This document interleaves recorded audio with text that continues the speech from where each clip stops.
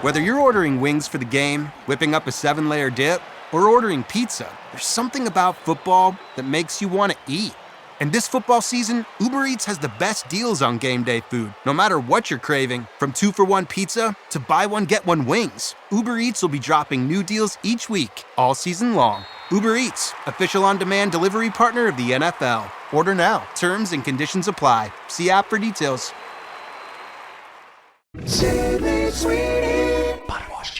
The reality is, guys prefer naturals. And if it's natural body wash you're looking for, Dr. Squatch has got you Natural Kings covered. The ingredients? Naturals. Scent options? Naturals. Around-the-clock moisturization? Naturally. Now available in-store and online at drsquatch.com. Dr. Squatch Body Wash, for men who prefer natural.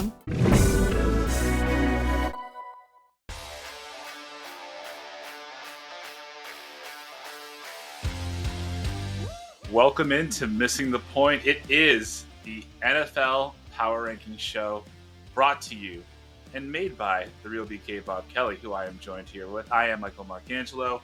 It's week 10. We got a lot to get to, Bobby, but just overall, your thoughts about the NFL going into or coming out of week 9. Obviously, Dennis Allen's fired from the Saints, a couple big trades. What stuck out the most to you? So if we're talking about the trades that stuck out, I think Marshon and Lattimore going to the Commanders is a big deal. Shoring up a secondary of a team that, if there is one thing that they struggle at, it is defense. And then Zadarius Smith to the Lions was a big deal, replacing Hutchinson. As far as the overall landscape of the league right now, I just think there's a lot. And it's very top heavy and top bottom and very bottom heavy at the same exact time. There's no middle. There really isn't. There's like 3 or 4 teams that are right in the middle, but everyone is either really shitty or really good. Right. It's like every team besides the Chiefs is either like 6-2 or 7-2, and the rest are either 2-6 and 3-5. That's it. Like there's no ifs, ands, or buts in between. What'd you make of Dennis Allen getting fired, though? I mean, I do remember we were on this show. I was a guest, as always. I love being on the Power Rankings. After week 2. When you were talking about how the Saints had scored on every single drive, and now they've lost 7 games in a row. Well, Dennis has kind of been a lame duck coach for a while. I feel like he's been the one, besides, I know I had him in the power rankings for 2 weeks, but besides that little blip on the radar, I feel like this has been a long time coming. I feel like one of us had him as first coach fired, didn't we? I'm pretty sure. I'm not petty by any means, right? Like we can agree on that, but I'm pretty sure if I had the option to pick a first coach being fired every year on the show with you, I'm just going to defer to the Cowboys head coach. So I don't think I had Dennis Allen. I don't think I did, but that is wild. I mean, you're right. He feels like a lame duck coach ever since Sean Payton left. Although he's been with the organization for like 8 years at this point, and I don't know if you listen to for all those out there, if you guys listen to the show Ray and I did earlier this week, the wild thing about the Saints, they're $74 million over the cap for next year already. So they're going to be bad for a while. No, it's not looking great. Yeah, it's not looking great. No, they're going to be bad for a while. Do you think Mike Williams to Pittsburgh? I mean, they definitely needed some wide receiver help, but is that something that moves the needle at all for you? Or do you think it'll move the needle for them, especially with the way Russ is playing? I mean, it gives them another weapon. They've been looking for a wide receiver for a while, so I mean, it does something. But Mike Williams hasn't been Mike Williams in a couple of years now. I mean, ever since the ACL injury, so Yeah. it does a little bit, not much, but it does a little. I think the big moves were definitely Zadarius and Lattimore, and obviously DeAndre to Kansas City. I mean, that happened a week before, but he was the big prize, I think. Overall. That move took literally a week to show, to show the fruits of it. I mean, his first week there, he was quiet, and all of a sudden he goes, what was that? 80 yards and 2 touchdowns against Tampa Bay. Yeah. Stupid. Like that's the D-Hop that we all know.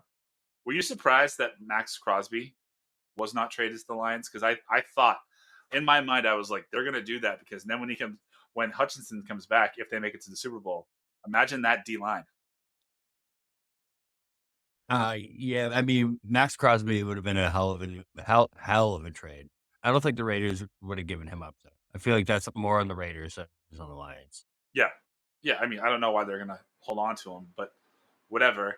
All right, cross-offs. So we've crossed off, you and DK have crossed off the 2-7 Jags, the 2-7 Panthers, the 2-7 Raiders, the 2-7 Browns.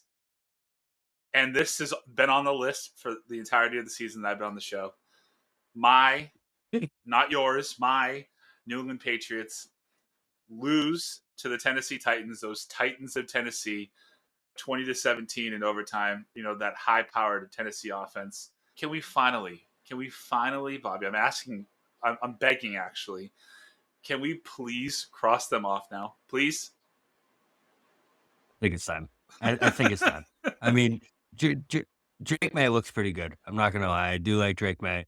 The end of the game decisions are what stand out to me. You know what I mean? Like, yes, there's still struggles every single game, but the offense looks better than it did with Jacoby. It doesn't look good. It doesn't look great. It just looks better. And he's been able to do some things at the ends of the games that I like. So I do like Drake May a little bit, but yeah, I think it's time to cross him off. Yeah, listen, I mean, it looks like it has the makings to potentially one day be an NFL offense. And this isn't his fault, but 2-7, you're losing to really bad teams. You get the Bears coming up. We'll talk a little bit about that later. But thank God, let's cross them off. Let's move on to next year. I mean, they got nothing left to play for except for a high draft pick that hopefully, I mean, I don't know how you feel about this, but when you have a team that isn't designed to win anything and has a rookie quarterback or a younger offense, doesn't it make sense to you to try and get the highest pick possible? They don't need a quarterback. They don't need Travis Hunter. So if you wind up with a 1 or 2 overall pick, you get to trade that down for Campbell from LSU, unless he's hurt. Isn't that the smart move? Yeah. You got to collect as many assets as possible if you're the Patriots at this point. Right. So yeah, I couldn't agree more. We're also going to cross off those very Titans from Tennessee. They beat the Patriots. Yippee! Who has it this year? Mason Rudolph. I mean, enough said, right? If he's your starting quarterback, you're probably going to be crossed off before, right around the mid-season mark. The Saints. Sorry to see you go, Dennis Allen. Sorry to see you go. All right, so the Giants, they're teetering. They're 2-7. I don't know why they're not crossed off, but I'm just the advocate here. I'm just the communicator of this list. The Commanders just beat them. They had the Panthers next. And again, it's the Panthers versus the Giants in Germany. So they're still paying reparations for what happened 75 years ago, right? That is our curse to them. So I'm going to sleep in on Sunday is the moral of the story there. Right. I don't know why they're not crossed off. I feel like the Giants are they're in that same group. They're in that 2-7 little jumble there, fighting for that first pick. So right. I feel like we can cross the Giants off. It's time. It's time. Oh, a little executive decision. I like that. I believe you once said Speaker of the House, Dick. So let's do that right now. We're going to cross off the 2-7 New York Giants. And that brings us to the 3-6 Jets. They somehow beat the Texans on Thursday Night Football last week. So they're 3-6. 8 sacks. I know. But, okay, so here's what I want you to do. Make the argument for me, or to me, to not cross them off. I mean, I don't know what the rest of the schedule looks like for them, but they have Aaron Rodgers, Devontae Adams, and the defense looks like something that, we imagine that they would be. I feel like the schedule is pretty tough. I don't know exactly what it is. Jesus. So I don't know exactly what it. Are you sure that you're not going to cross them off because they have Aaron Rodgers?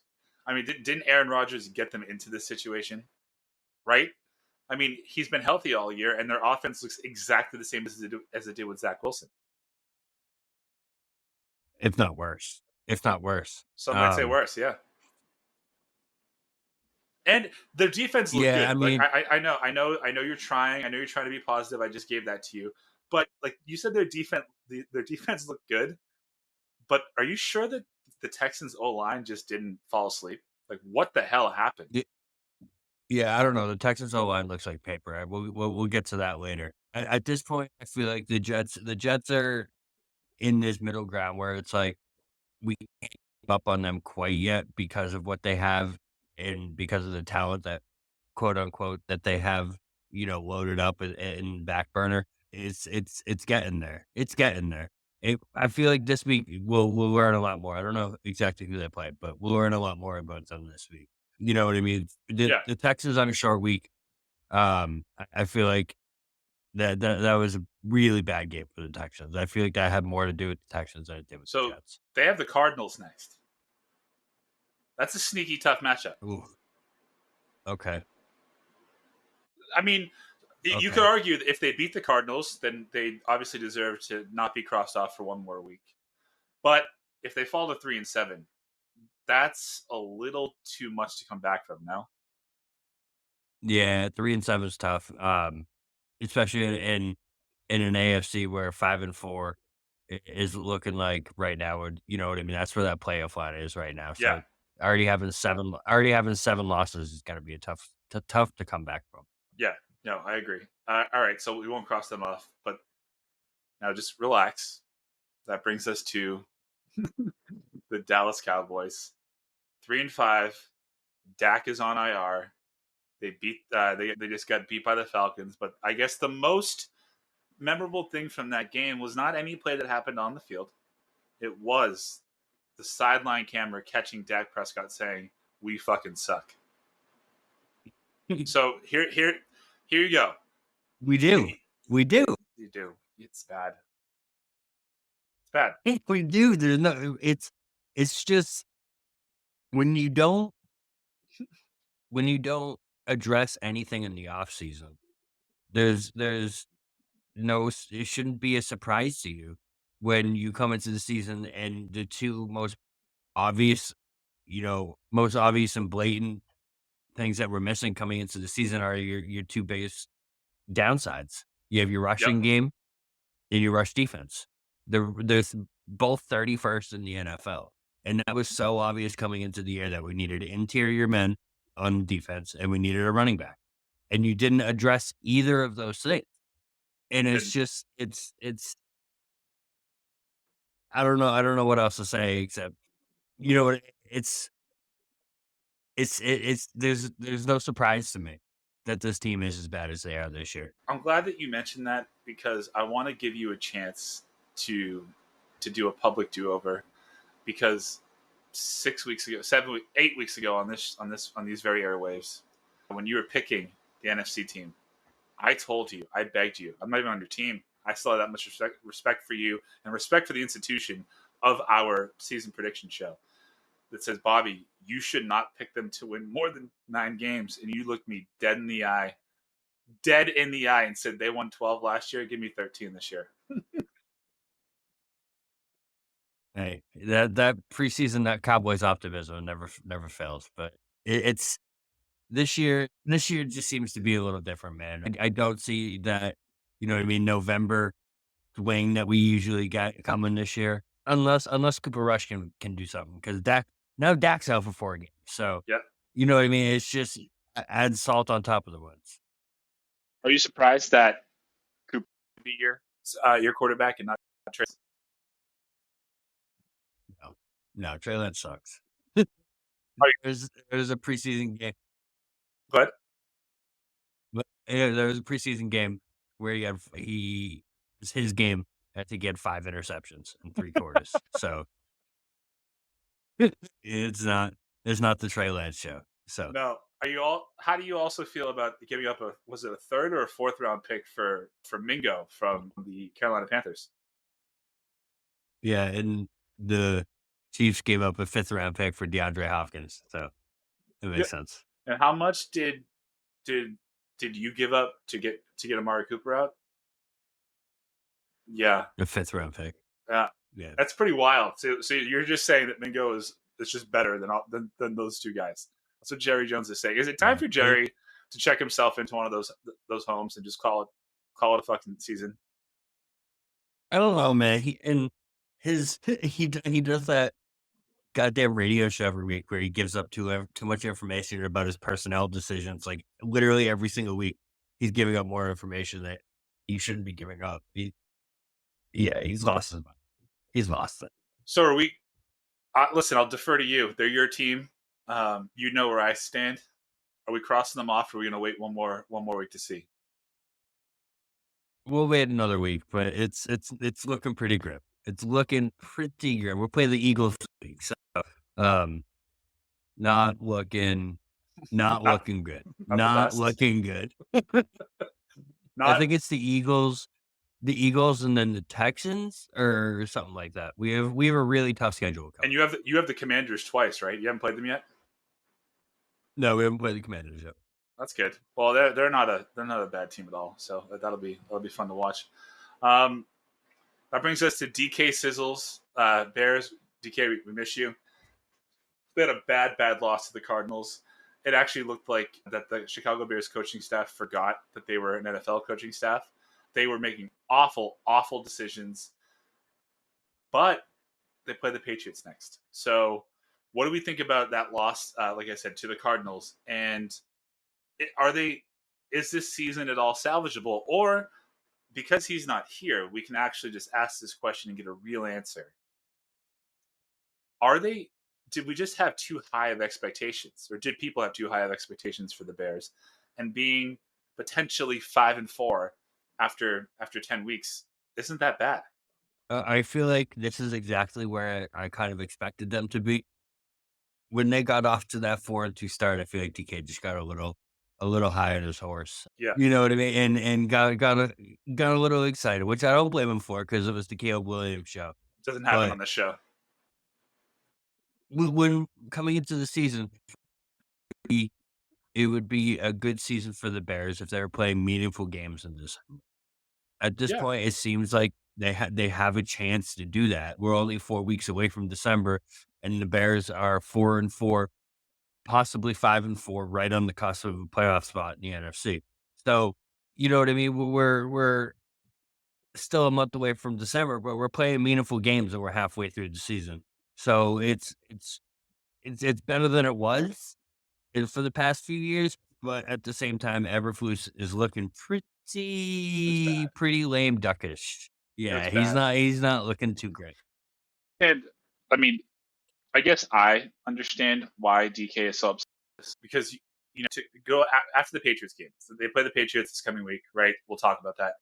But it's Patriots, Packers, Vikings, Lions, 49ers, Vikings, Lions, Seahawks, Packers. That's the remainder of their schedule. So they literally don't have another easy game for the rest of the season after this. Nope. So I understand why DK is upset. Like you theoretically you had to be 7-2 in order to win, in his mind, 9 games or 10 games of the season, because this is a fucking gauntlet now. Like they are going into the meat of their schedule, and it's not good. I mean, I hope to be surprised because I really do believe in Caleb Williams. I think unequivocally he's the best quarterback that the Chicago Bears have ever had. Most talent. Let's see if he can realize that talent. But do you expect him to be 5-4 after this week, right, against the Patriots? There's really no way they're going to lose. If they lose this game, Eberflus is fired. I think that's a 100%. If they lose this game, he's fired. You think they would do that? Do you think they'd fire him at 4-5? Yeah. I mean that's the word on the. I've heard reports that that's the word on the street. If they lose to the Pats, he's gone. I would. If you're trying to be a playoff team, you can't lose this game to the Patriots. You can't lose this game. You got to win this game. I mean, just how the mighty have fallen. We are now the team that if you lose to, your head coach gets fired. Like that's how bad the Patriots are this year. It's awful. So it's you're on the Panthers level. That's where you're at. That must have felt good to say. You've been waiting to do that. It did. Yeah, it did. Good for you. It felt good. Yeah, good for you. Cleanse your soul, dude. All right. Honorable mentions. The Denver Broncos, I mean, obviously, they got stomped by the Ravens last week. They're playing the Chiefs next. So that's a big game for them, right? Obviously, I don't see them winning that game. But what did you think about the game against the Ravens? They lost that game 41-10. But honestly, I didn't think they played awful. They were just didn't it feel like they were just outgunned? Yeah, they were outgunned from the beginning of that game. The Broncos are one of those teams where I feel like we're not gonna know who they are until later in the season because when they play teams like the Ravens, they're gonna get their asses handed to them, but they're gonna beat the teams that they should beat. So we're Yeah, never actually gonna know if they're gonna be off this honorable mentions or not. You right. know what I mean? I do like Bo Nix though. I'm a big Bo Nix fan. What do you like I about him? don't know why. I just like his moxie. I like what he's got. His You know moxie. what I mean? I don't know. Yeah, I don't know what it is about him. He reminds me of Taysom Hill, but a little bit better and actually plays quarterback. I mean, okay, so let's just go into this right now because we need to talk about this. You like Bo Nix. Bo Nix this year has 1,700 yards passing, 8 touchdowns, 6 interceptions, and has 4 rushing touchdowns. So he's accounted for 12 touchdowns and 6 picks. Are you sure he's better than Taysom Hill?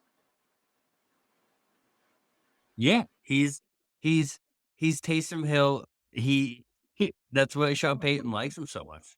If you think about it, he runs the same type of offense that he Yeah, did in New Orleans, no, I see right? the comparison. I just are you prepared to really say that he's better than Taysom Hill? Yes, yeah. At quarterback, yes, yes, he is. So you like Bo Nix. Do you like the Broncos? Um, I think that they have a chance. No, I don't like them to make the playoffs, but I think that they're very underrated, and I think that they're about a year. They're a year away from being an actual contender. Yeah, I mean, so their upcoming schedule, they could be a cross off here really quickly.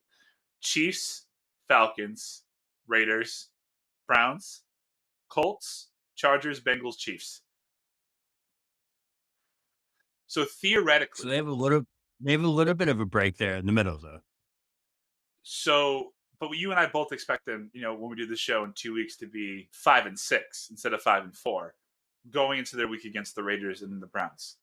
So I mean, then if they lose one of those games, they got to be out, right?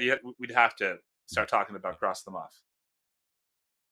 But listen, I the reason why I asked you about Bo Nix is because you've said that now I think 3 times that I've been on the show. I never understood why you like them, but the Taysom Hill comparison makes sense to me. I just don't know if I think he's a better quarterback than Taysom Hill. I don't. And I haven't seen anything to prove it. But to your point, I haven't seen anything to really disprove that theory. Moving on to the next honorable mention, those Arizona Cardinals. They really beat the shit out of the Bears. Sorry, Dave. And then they got the Jets next. And then it's a pretty good schedule. But again, from the Cardinals standpoint, because we already talked about the Bears. What'd you think about their 29-9 showing against the Bears?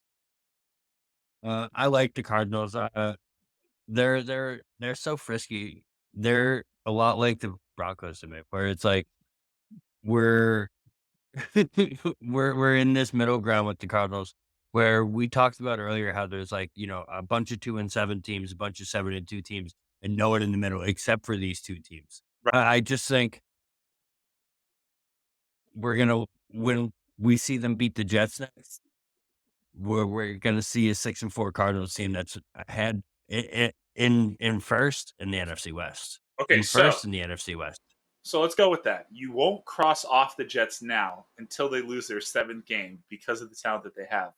But you just said that the Cardinals are going to beat the Jets next.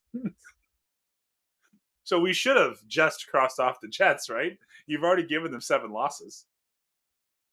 But I digress. Yeah, we can't do it yet. We can't do it What yet. What do you think is going on with Marvin Harrison?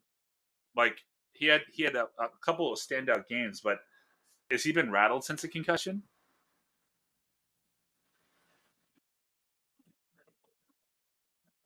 He just seems like he's a little. He seems hyper.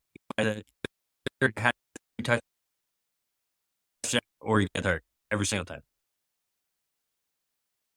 You kind of broke up there, but I'm not sure if that was me. I heard like every third word, but I thought did you say he's hyper, and he either has a catch with no touchdowns or a catch with 3 touchdowns? Is that what you said? No, no. I said I feel like he's kind of made of paper. Oh, He either finishes the game with 3 touchdowns or he finishes the game in the blue tent. yeah. But at this point, he's their best weapon. So, you know, if they have a chance, Marshon Jr. needs to stay. Yeah, 100%. All right. Honorable mention again, the 4-5 Cincinnati Bengals. They beat, obviously, the Raiders, so that we're not going to move them up to the power rankings or move them off the honorable mention for that. But they got the Ravens this week. So I guess you and I and everyone at MTP, we always talk about how slow they start. Is it possible that this year they started too slow and now they're 1-4 at home? They're 4-5 overall. Like, do you think that they have it in them to make that deep run, or not? I guess I'm curious to hear your take on that.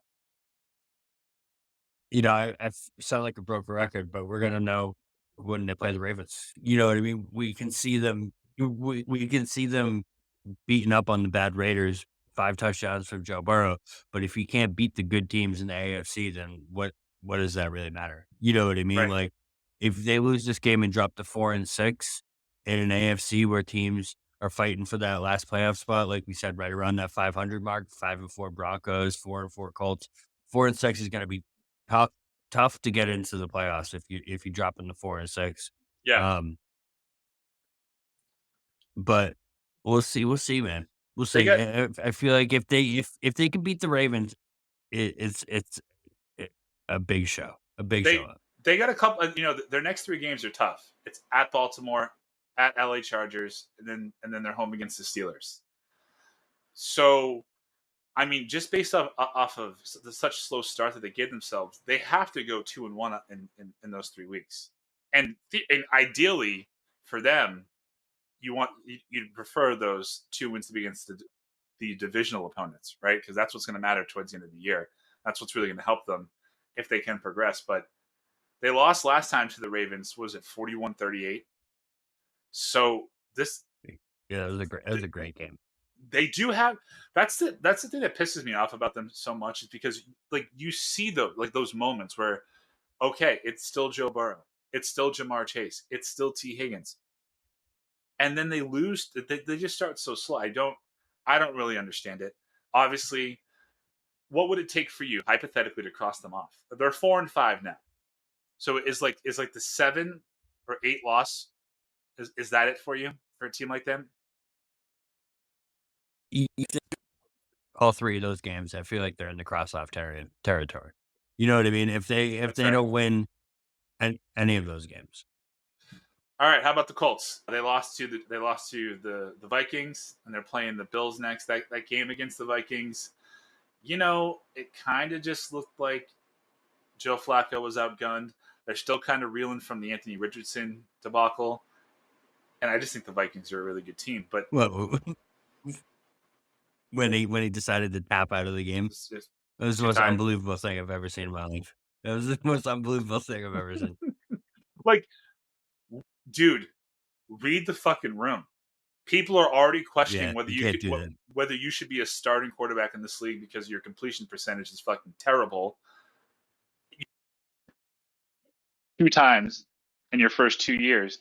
And then, I guess the most damning part of it, though, has to be the most damning part of it, is he tapped himself out of the game, and the very next play was a handoff. You couldn't have done that. Like, you could not have handed the ball off. What are we doing? They ask him, and then they ask him about it, and he doesn't lie about it. That's told the thing, too. It's like, truth. You know what I mean? Like, yeah, he told the truth. I was tired.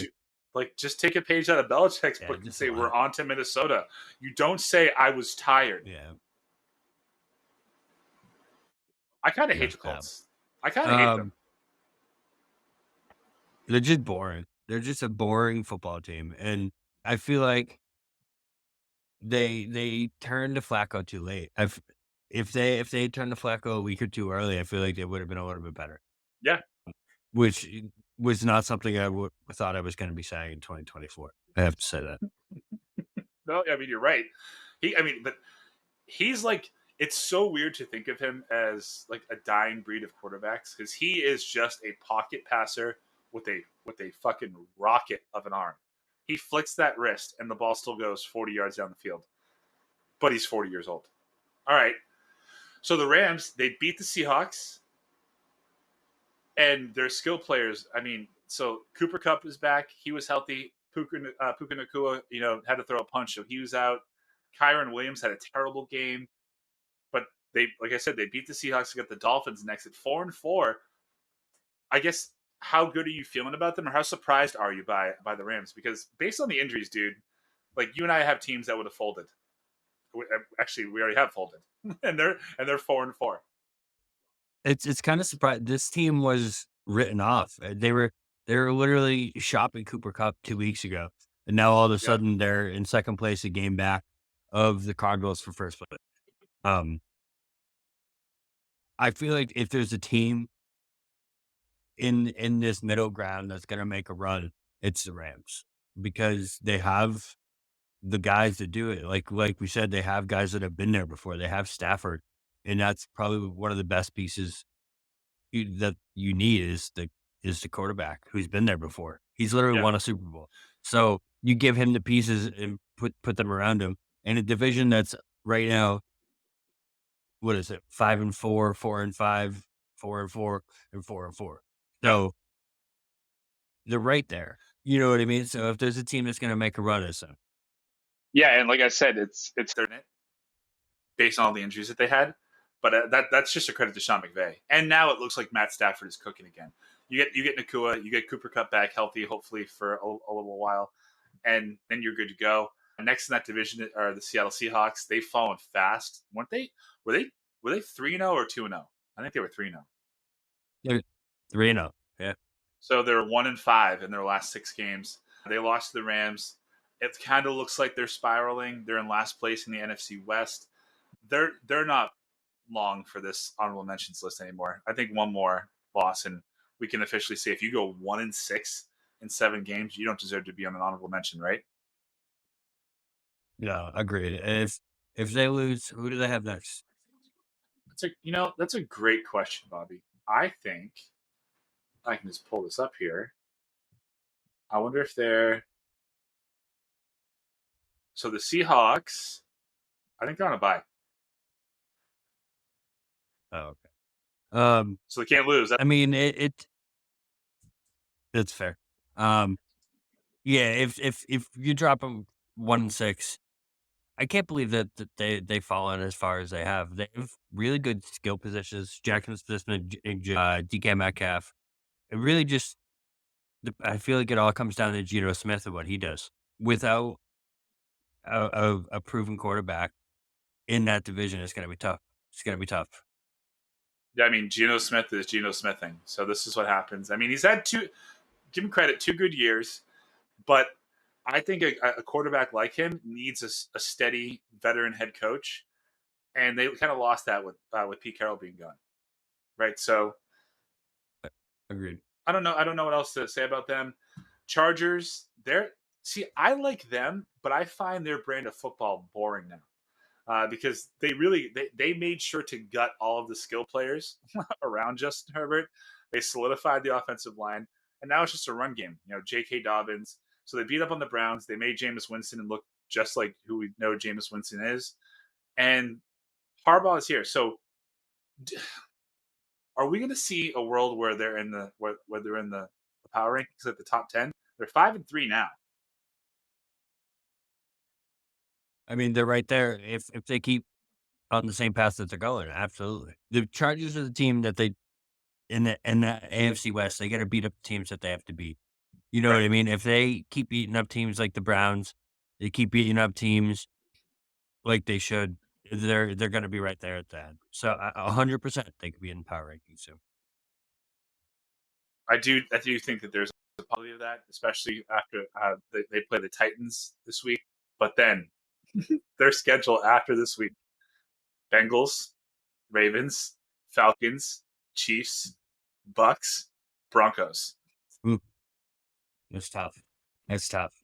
So we're gonna find out what Chargers got coming up. That's for Yeah, sure. the Niners 4-4 bye week, and we should have CMC coming back, right? They're playing the Bucks this coming week. I don't think McCaffrey's going to play this week. I think he'll probably wait until week 11. But if they walk in there and they beat the Bucks, I mean, then they're 5-4. Then you're getting healthy again. Could you see a world where they make a run? Absolutely. It's the Niners. It's funny that after the season from hell that we thought they were having, right now all of a sudden they're looking like they're going to get healthy again.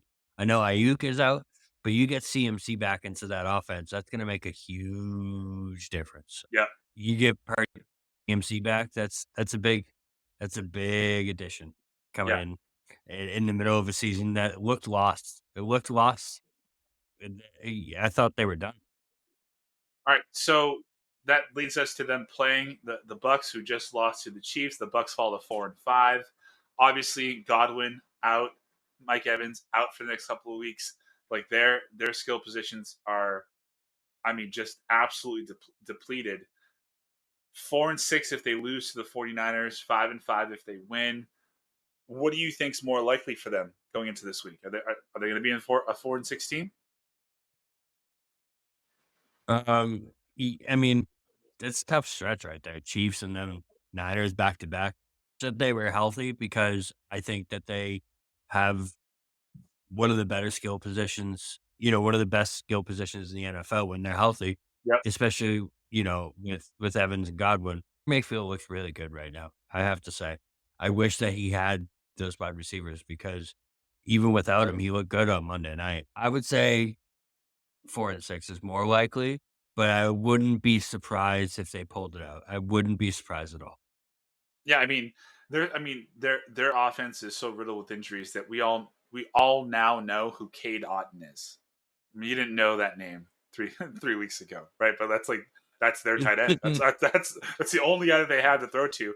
And Sterling Shepard's making ridiculous catches as a Tampa Bay Buccaneer. But yeah, I feel bad for the Bucks. I do like Baker Mayfield too. I haven't loved him since his Tom Brady comments, only because I didn't think it made him look like a pussy. But it was just unnecessary. Yeah, it's like, people they just needed to learn how to have fun again. They didn't have fun with Tom. Are you so winning Super Bowl's not having fun? Idiot. It's just a stupid comment. Yeah, it was just you didn't need to do it. Yeah, you didn't need to do it. All right. There's people that there's people that you go after, and Tom Brady is just not one of them. You know what I mean? It's just not a smart thing to do. Well, if you want to go after him about like crypto, sure, right? Like everything, leaving your pregnant girlfriend, also you can do that too. But I probably wouldn't go after him about winning. Like that's just the one thing. Right. So the last team on honorable mentions, and I assume this is why they're not in the top 10, are the Green Bay Packers. They're 6-3. They lost a tough game to the Detroit Lions, 24-14. Jordan Love had a bad game, but he was hurt. He played through that injury. So what do you think about this team? Because I am really high on Jordan Love and on the Packers. I just think he's having a weird year where he's getting hurt a lot, and I can't put my finger on why. Well, besides the slip and slide that he played on in Brazil, but talk to me about that game and why you left them off the power rankings. Well, they're definitely number 11 on this list. But they're a product of everyone else above them winning. You know what I mean? They were right on the cusp, and everyone above them won, and they lost a tough game against the Lions. I like Jordan Love. I just don't know if he's as good as everyone says he is. I've said that from the beginning. You don't think he has the moxie that someone like a Bo Nix has? Is that what I'm hearing? Don't come after my Bo Nix. No, I just don't know if the Packers have what it takes to win that NFC North. And it was a tough game. Tough game on Sunday. Okay. That leads us into the top 10 power rankings, what you're all here for. This has been what? Is this our fourth season now of you doing this? Fourth straight year? Number 10, we have the Atlanta Falcons. They're 6-3. They finally, thank Christ, are finally on this list. It only took them having to beat your boys, the Dallas Cowboys, to get on there. And as we just discussed, they probably just ended the Cowboys season. Talk to me about having like your number 9, number 10. I could easily see Falcons being 9, Texans being 10 based off that loss. So walk me through this decision making process here. So I just had the Falcons finally making it because of that skill position, and they really made the Cowboys look bad. They made the Cowboys look really bad in that game. Kirk Cousins is finally looking good. He looks like the Cousins of old for 4 or 5 weeks in a row now. There was that 1 week where he was under center, where they wouldn't put him under center, and it seemed like, you know what I mean, it wasn't working out.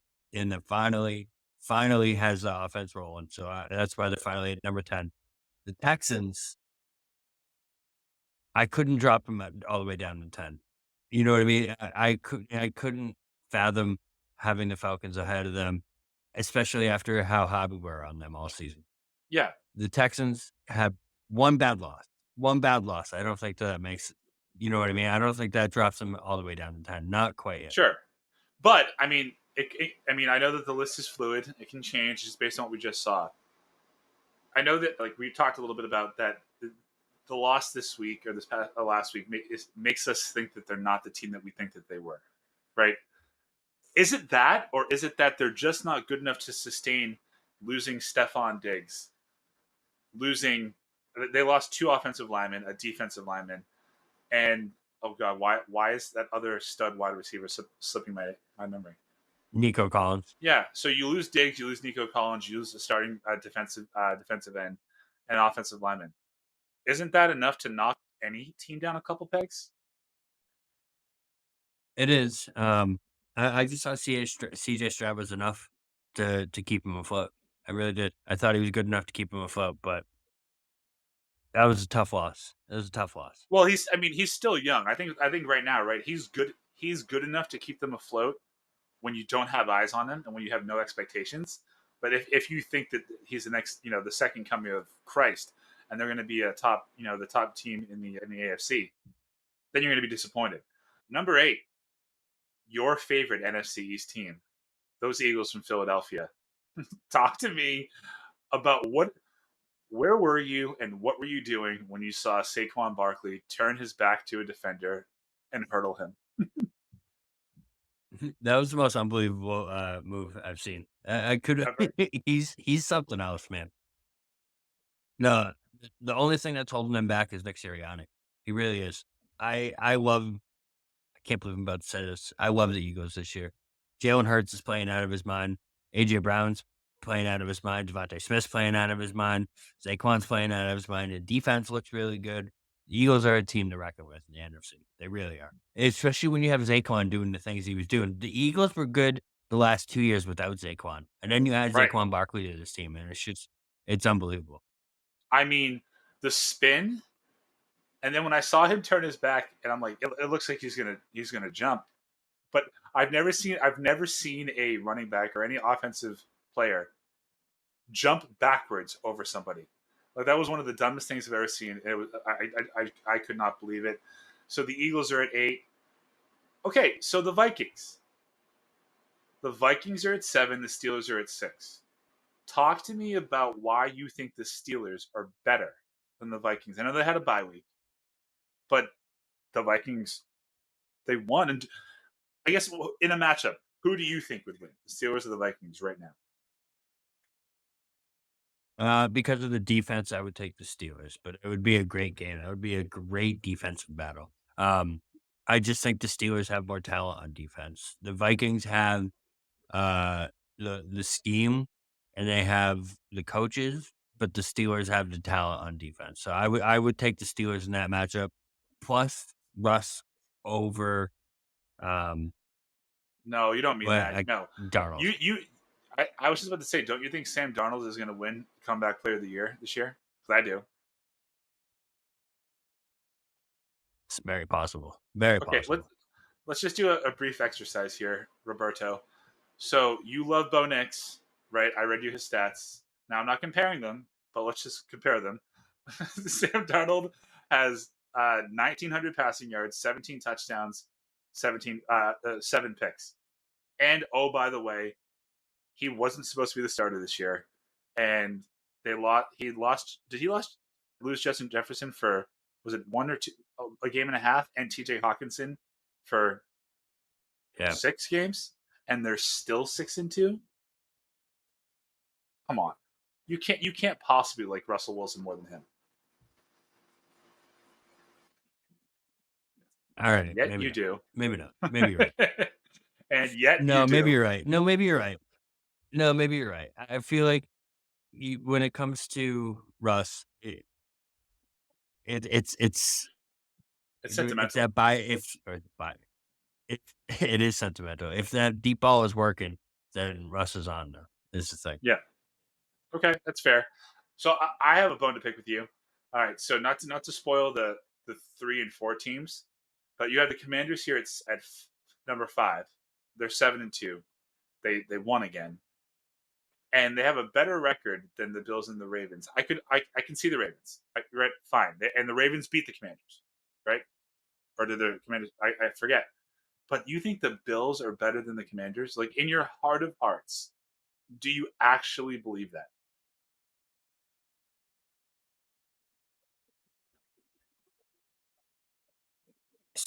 Yes, are more well-rounded than the Commanders. I know that they have the better record, but if you look at the work Bills have, I'll take the Bills over the Commanders right now. Plus Josh Allen over Jaden Daniels.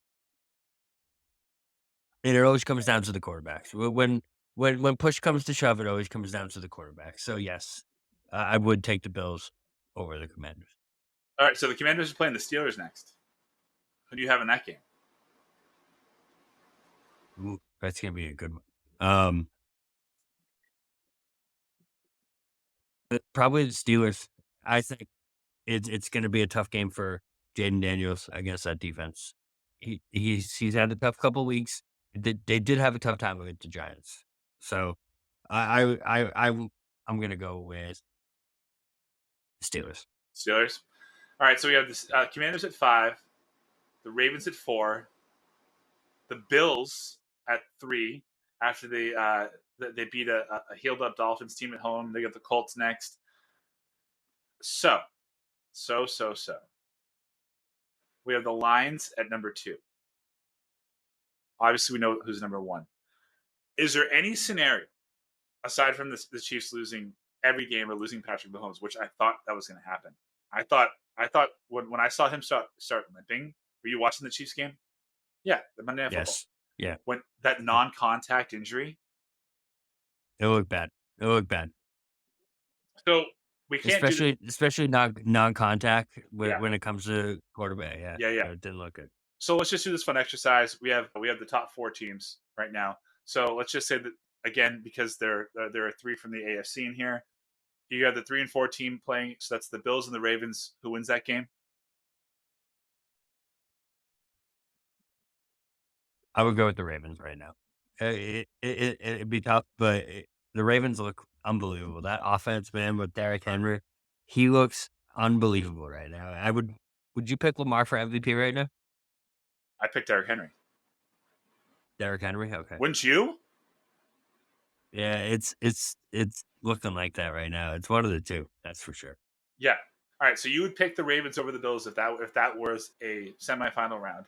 Okay, now number 1 seed Kansas City Chiefs, or the number 2 seed the Detroit Lions. Who do you pick in that game?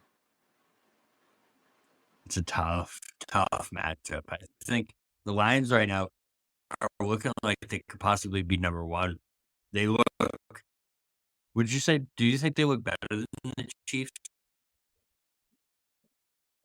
As a rounded football team? Well, if DeAndre Hopkins plays every game like he played on Monday Night Football, I think it's hard to say that the Chiefs would lose to anybody, right? Because the biggest knock has been that their skill position, but now they could have a number 1 wide receiver. Travis Kelce is still Travis Kelce, and Pacheco is coming back. Kareem Hunt looks really good. and they have the best defense in the league. Okay, that's fair. This is coming back to Lions, man. They beat teams up. I think right now, it's very, very obvious that those are the two best teams in football. Though, very, very obvious that everyone else is playing catch up with the Lions and Chiefs. And no matter how many times we do these power rankings, the Chiefs always end up number one. No matter what we do, the Chiefs are number one. By the end of the year, the last 4 years they've been number one. So it's at least you're consistent. You just had them up there from the get-go. So the power rankings this week, week 10, we have the Chiefs at number 1. We have the Lions at number 2, the Bills at number 3, the Ravens at number 4, Commanders at number 5, Steelers at 6, Vikings at 7, Eagles at 8, Texans at 9, and finally, the Atlanta Falcons have come back to the power rankings. So we did it again. I hope I was an adequate fill-in for DK. Is there anything you want to go over, Bobby, before we hit the fucking road? No, that's it. Let's see if the Cowboys get their asses crossed off this week. We'll see what happens. Yeah, I'm really happy to report that the Patriots finally did. So for the real BK, Bob Kelly, this is Michael Marcangelo saying thank you so much for listening to MTP and the Power Rankings, and we'll talk to you next week.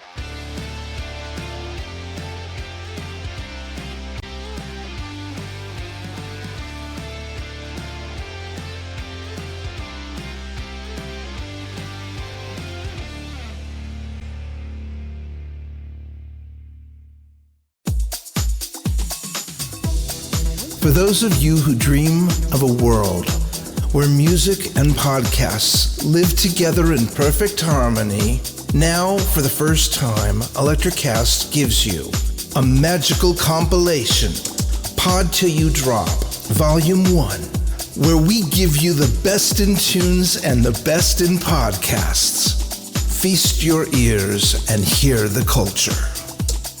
Available now wherever you listen to music.